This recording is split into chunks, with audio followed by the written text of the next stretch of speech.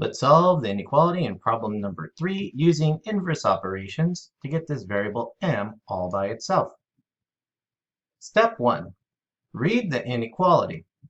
12 times m minus 5 is greater than or equal to 31. Step 2. Use the additive inverse to remove the numeric term on the variable side.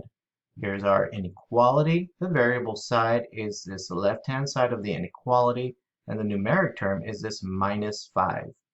To remove this numeric term of minus 5, we need to do the additive inverse to make it 0, which is to add 5, and we will add 5 to both sides.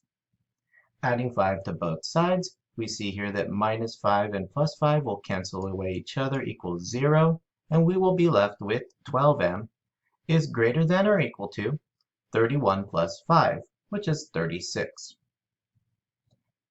How did we remove minus 5?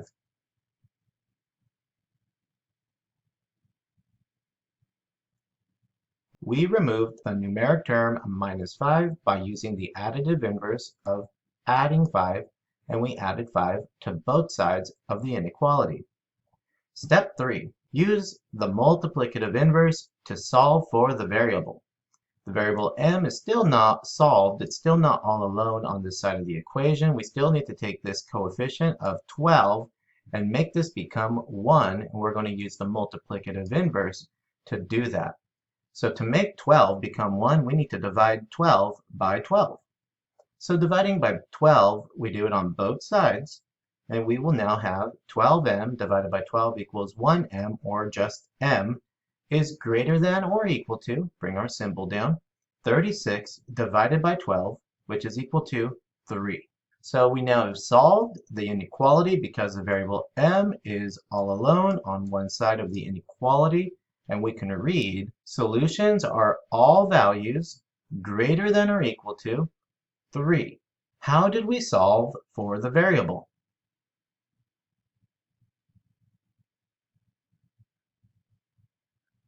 In step 3, we solved for the variable by dividing both sides by 12, which is the multiplicative inverse that will turn a 12 coefficient into a 1 coefficient and allow our variable to be alone on one side. Step 4, optional, graph the solutions. This graph represents the solution because it starts at the point 3. It uses a closed circle because 3 is included in the solution. The arrow is in the direction of all of the greater values than 3. You are now ready to solve the inequality in problem number 4 for the variable r using inverse operations to get the variable r alone on one side of the inequality.